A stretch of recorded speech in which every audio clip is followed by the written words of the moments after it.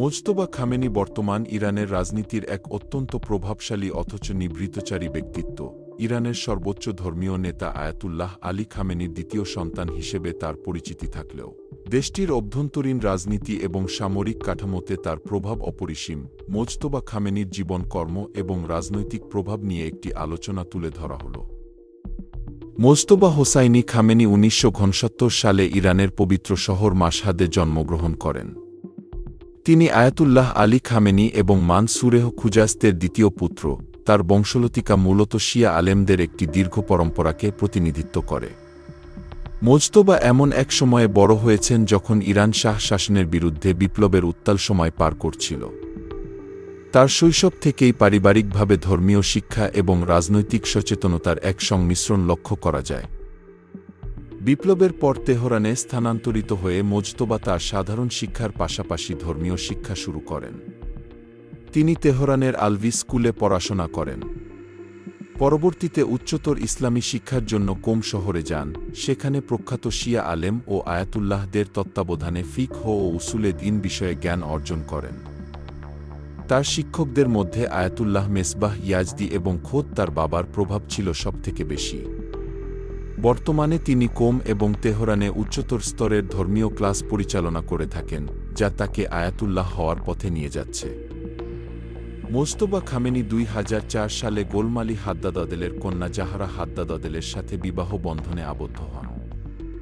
হাদ্দাদ-আদেল ইরানের সাবেক সংসদ স্পিকার এবং দেশটির অন্যতম প্রভাবশালী রাজনৈতিক ব্যক্তি। এই বিয়েটি ইরানের রাজনৈতিক ও ধর্মীয় অভিজাত শ্রেণীর মধ্যে ক্ষমতার ভারসাম্য বজায় রাখতে গুরুত্বপূর্ণ ভূমিকা পালন করেছে বলে মনে করা হয়। তাদের 3 সন্তান রয়েছে। 80-র দশকে ইরান-ইরাক যুদ্ধের সময় কিশোর বয়সেই মোজতবা খামেনি রণক্ষেত্রে যোগ দেন। তিনি হাবিব ব্যাটালিয়নের সদস্য হিসেবে বেশ কিছু অভিযানে অংশ নিয়েছিলেন। এই যুদ্ধকালীন অভিজ্ঞতা তাকে ইরানের রেভলিউশনারি গার্ডস IRGC বা পাসদারান বাহিনীর কমান্ডিং কর্মকর্তাদের সাথে ব্যক্তিগত সুসম্পর্ক তৈরিতে সাহায্য করেছে।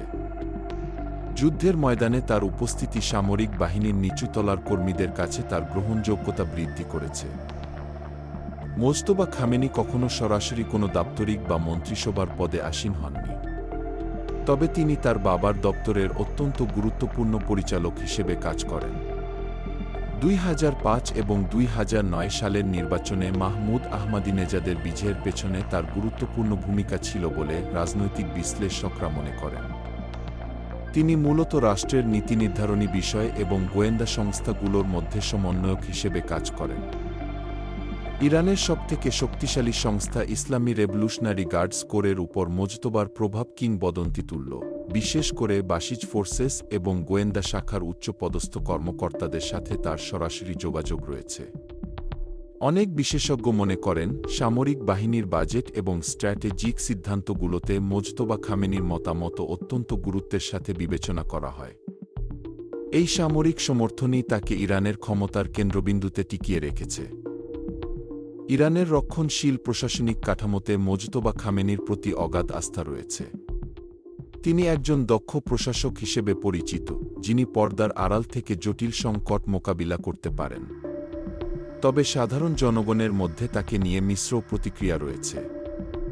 বিশেষ করে 2009 সালের সবুজ বিপ্লব বা গ্রিন মুভমেন্ট দমনে তার কথিত ভূমিকার কারণে সংস্কারপন্থীদের কাছে তিনি অত্যন্ত সমালোচিত। অন্যদিকে শাসন ব্যবস্থার সমর্থকদের কাছে তিনি বিপ্লবের একজন একনিষ্ঠ পাহারাদার। মোজতবা খামেনি কট্টর পশ্চিমা বিরোধী অবস্থান ধরে রেখেছেন। তিনি মনে করেন পশ্চিমাদের সাথে সমঝোতা ইরানের ইসলামী বিপ্লবের আদর্শকে দুর্বল করবে। 2019 সালে মার্কিন যুক্তরাষ্ট্র তার উপর ব্যক্তিগত নিষেধাজ্ঞা আরোপ করে। পারমাণবিক কর্মসূচি এবং মধ্যপ্রাচ্যে ইরানের প্রভাব বজায় রাখার ক্ষেত্রে তিনি যে কোনো ধরনের আপোষের বিরোধী। পশ্চিমা গোয়েন্দা সংস্থাগুলোর কাছে তিনি ইরানের শ্যাডো ম্যান হিসেবে পরিচিত। 2026 সালের 28 ফেব্রুয়ারি এক সামরিক সংঘাতের সময় আয়াতুল্লাহ আলী খামেনির মৃত্যুর পর ইরানের রাজনৈতিক প্রেক্ষাপট দ্রুত পরিবর্তিত হয়। পরবর্তীতে 8 মার্চ 2026 তারিখে ইরানের অ্যাসেম্বলি অফ এক্সপার্টস এক জরুরি বৈঠকের মাধ্যমে মোজতবা খামেনিকে ইরানের তৃতীয় সর্বোচ্চ নেতা হিসেবে নির্বাচিত করে। 9 মার্চ থেকে তিনি আনুষ্ঠানিকভাবে দায়িত্ব পালন শুরু করেন। মোজতবা খামেনির এই পদে আসার পেছনে ইরানের ইসলামী রেভলিউশনারি গার্ডস কোরের সমর্থন ছিল প্রধান চালিকাশক্তি। দীর্ঘ সময় ধরে তিনি পর্দার আড়ালে থেকে সামরিক বাহিনীর গোয়েন্দা শাখা এবং বাসিজ ফোর্সের সাথে সমন্বয় করেছেন। সর্বোচ্চ নেতা হিসেবে দায়িত্ব নেওয়ার পর সামরিক বাহিনীর ওপর তার নিয়ন্ত্রণ আরও সুদৃঢ় হয়েছে। ক্ষমতা গ্রহণের পর তিনি প্রশাসনিক কাঠামোতে বেশ কিছু পরিবর্তন এনেছেন। তার প্রতি কট্টরপন্থীদের পূর্ণ সমর্থন থাকলেও সাধারণ জনগণের একটি বড় অংশ এবং সংস্কারপন্থীদের মধ্যে তাকে নিয়ে মিশ্র প্রতিক্রিয়া রয়েছে।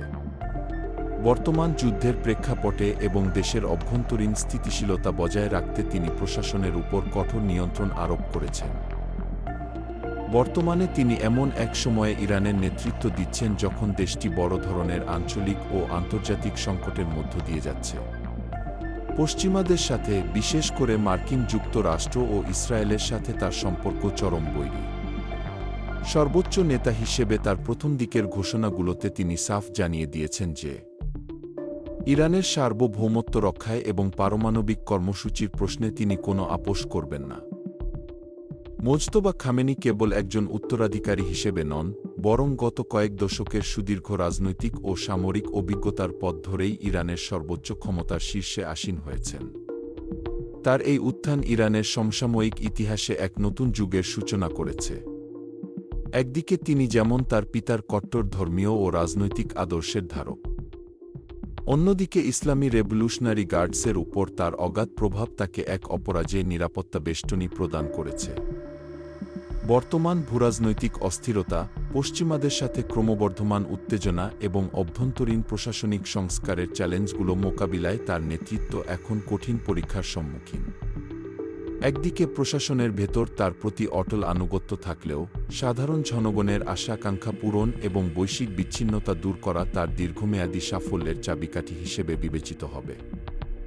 পরিশেষে বলা যায়, মোজতবা খামেনি আজ কেবল ইরানের সর্বোচ্চ নেতা নন, বরং তিনি মধ্যপ্রাচ্যের পরিবর্তিত ক্ষমতার সমীকরণে এক অত্যন্ত শক্তিশালী এবং অপরিহার্য ব্যক্তিত্ব, যার প্রতিটি সিদ্ধান্ত আগামী দিনে বিশ্ব রাজনীতির গতিপথ নির্ধারণে গুরুত্বপূর্ণ ভূমিকা রাখবে।